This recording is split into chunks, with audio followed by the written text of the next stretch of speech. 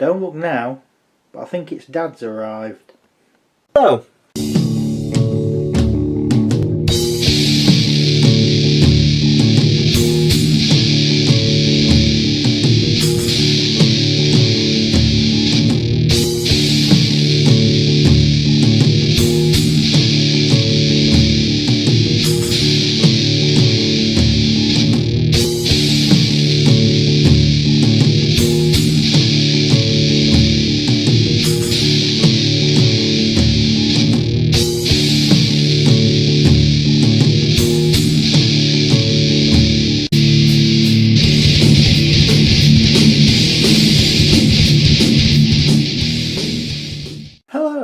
And in this video we'll be having a look at the Terror in the Deep expansion for Star Saga and the Goliath expansion for Star Saga.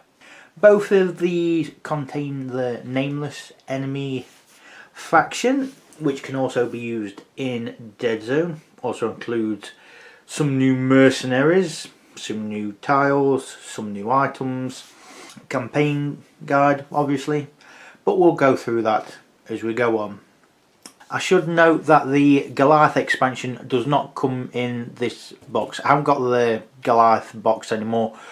We'll go through it separately, but let's go through it all and see what's inside. Inside you get a plethora of different enemies to take on, such as the Scuttler, a little enemy which doesn't do that much damage, but you can shoot over it and it can be quite nasty in a group. You get 3 of each minion type, which means you get 3 of these. They're cheap to spawn in should you play the Nexus player. And yeah, all of the nameless in this set are in purple plastic and in one piece, but as you can see here, I've taken the little stem that was in the middle of the base and just popped a bit of glue on because I thought it looked a bit better. You can leave it if you want, but I prefer it like that. Here it is, just to compare it to a standard security guard from the base game. These are standard 28mm soldiers, so you can see they're about roughly half the height, and yes, in the rules it does say you can shoot over them. The Incas, which are basically land octopi squid, I guess. They're a bit more useful for Nexus players than the crawlers because, well, the scuttlers should I say, because they can shoot ink, making everything dark in that area, or shoot ink at a target, making that area dark. But like the crawler, you can shoot over it, so it can be to your advantage. And here it is, just next to a normal security guard. Here's the Gunslinger. It's alright to spawn in.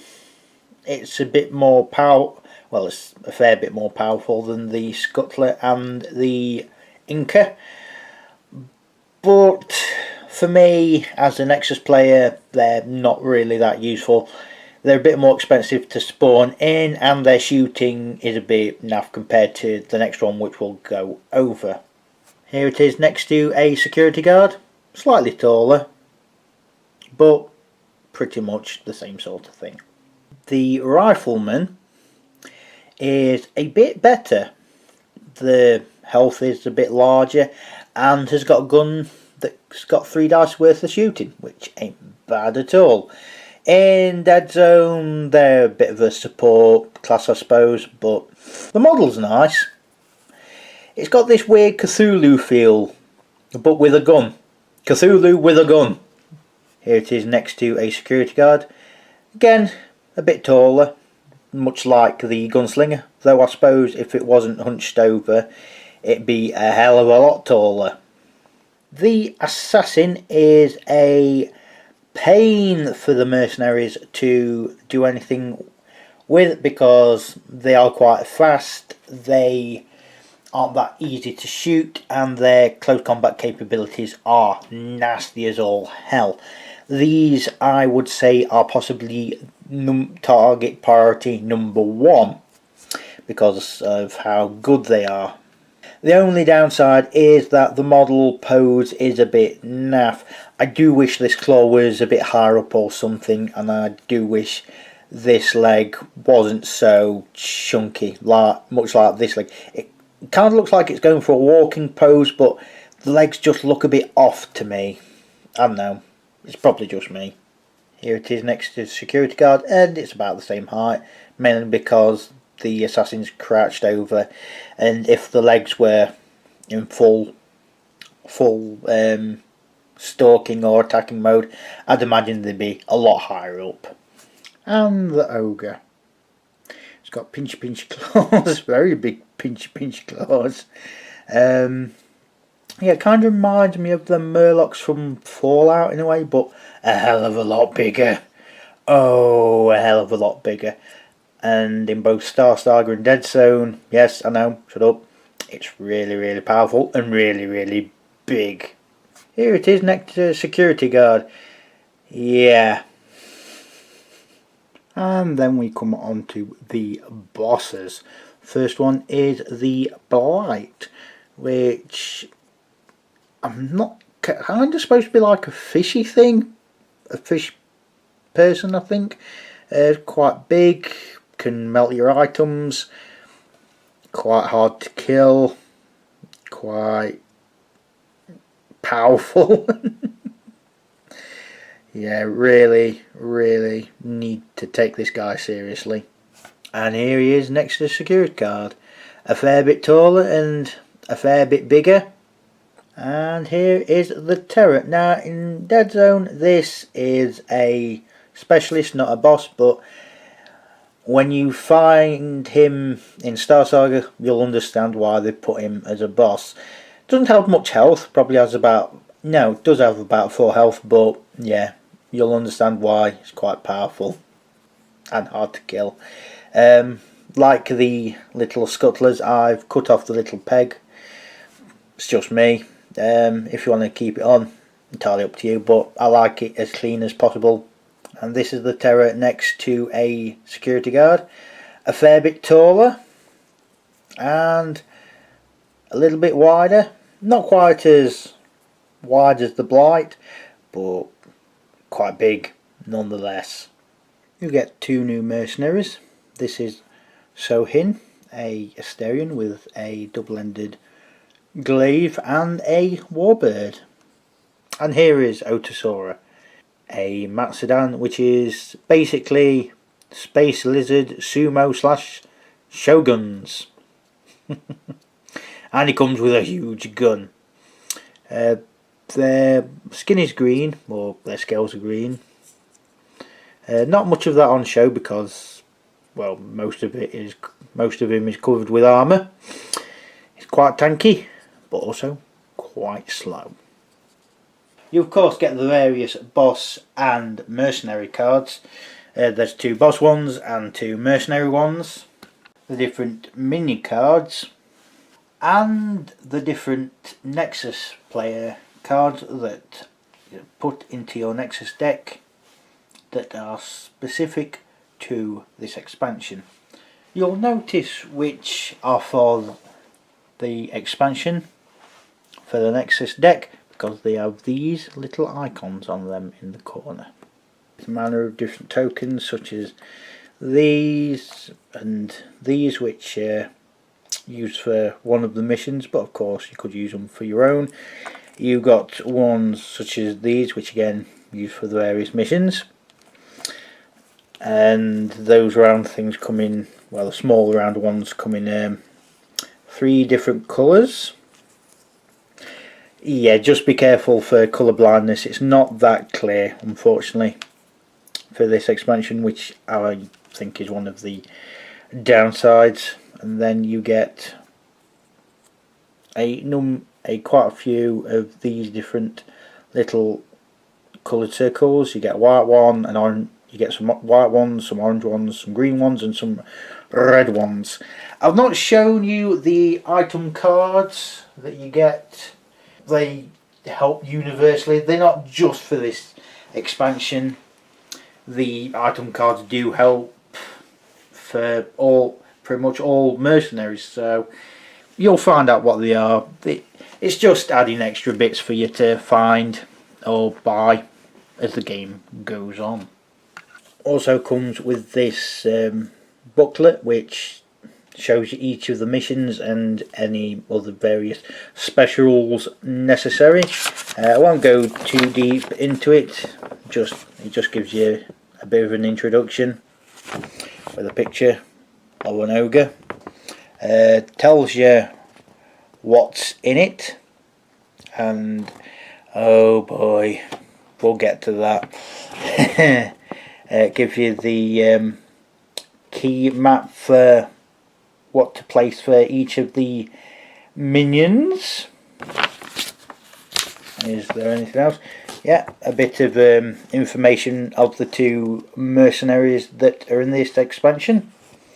Like I said, new rules and cards and whatnot.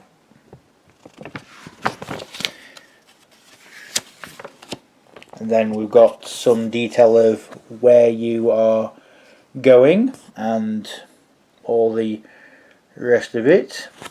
And then we have a prologue, and then we have the missions, which there are 6 of. And then it goes into a beginning and epilogue of each mission as you play them, with a map which I won't show you because it'll spoil things. It does come with some double-sided tiles. Now these are, as far as I'm concerned, the worst when it comes to gameplay. They look nice art wise, but well, I'll just show you example of some. We've got ones such as this, and that's what it looks like on the other side. Yes, I've put red lines on it just to mark it out a bit better. They've got these, like I've said before in the main game review, they've got these white crosses to mark out the squares in the edges. So I mean, that's not a particularly egregious one, I guess. You've got ones such as this, which isn't too bad, I guess, for the white crosses to mark out where the squares are, I guess. But when you flip it over to this side, this is just horrendous when it comes to marking out where the squares are. I mean, this was just bad, very, very bad. You could not really see, or at least I couldn't really see, where some of the white crosses are. I mean, the yellow to white's somewhat not bad, but somewhat's not really as good as not. And just to show you an example of the worst one, I mean, we've got this, which the white crosses aren't too bad when it comes to the dark areas, but these light areas, but flipping over to this side, these you could not tell where the white crosses are, and on these it was not easy at all. Like I say, the art on here is really nice, cannot fault it whatsoever, but in terms of actually using it for gameplay and whatnot, it is not that good. That's why you will, like I've done, I suggest mark it out, otherwise it doesn't work. I've no idea why they went down that route. I don't think I'll ever know, and it's just silly. It's kind of the thing that brings anything from Star Saga down, really. I mean, if you don't like the models, if you don't like the game itself, that's fine, but from what I can gather, this is a universally bad decision on behalf of Mantic and the game designer and the artist for the tiles, especially Mantic and the artist of the tiles.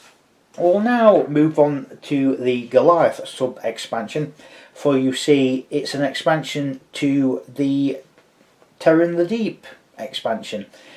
At first it did seem kind of like a bit of a cash grab just to split it up. However, considering the size of the model and considering how much you're getting in the main expansion as it is, you can kind of see why they split it up. If you didn't really want to get all the stuff for it, then it would be a bit cheaper. If they put it both together, you're looking at what's probably about the same cost as the main box, unfortunately, but that's how it is. So what it comes with to start with is a little booklet where it tells you information such as where to play these missions in between the others. It gives you a bit of an introduction, gives you how to use the Goliath, playing the missions, and a bit of story background stuff, and then it goes into the missions. You'll slot it in after mission 4 and after mission 5. Also comes with this giant boss board, which gives you the name, the picture, some rules, how it works, and some stats, and yeah, hit points for different areas. If they did some more expansion for this, it'd be interesting to see if they added things like striders and whatnot, because I'd imagine that's how it'd work. And of course the main event is the Goliath. This is quite a chunky piece of plastic, and it's in one piece. It doesn't come with a base. It's mainly supposed to fit in 9 squares, which you'll be able to do that without putting it on a base, but you know, I suppose it brings it all together if you do that. It's quite a chunky boy. Yeah, that's a security guard.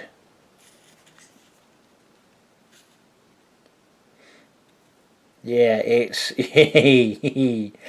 I'll just put it next to a ogre. Still pretty damn small. It's a brilliant figure. It's a brilliant figure. So that's the 2 Terror in the Deep expansions. You are looking at about 35 to 45 quid, depending on where you look to get this, and I think it's quite worth it. And the Goliath one, you are looking at between 20 and 30. Now you could argue that would mean 55 to 75 quid, and yeah, you'd be right, but considering what you get and considering the size of the Goliath, I think it's perfectly reasonable for what you get and why they split them up. I mean, if you play Dead Zone, you've got a hell of a lot for faction to go off with. So yeah, what's not excusable, like I said, are the tiles. Some of them, especially the white and yellow ones, are not great, and like I've done, I've just put red lines to outline the squares a bit better in red pen. Everything else I think is pretty decent overall. If the tiles are the thing to let it down for you, then it's a great shame if you do pass this up, because it's a great expansion, holds many a challenge, and come on, who doesn't want to face Aquatic Cthulhu-esque creatures? as a Shogun sumo lizard with a big gun, and a space elf with a double glaive and a bird. So that's it for now. Goodbye.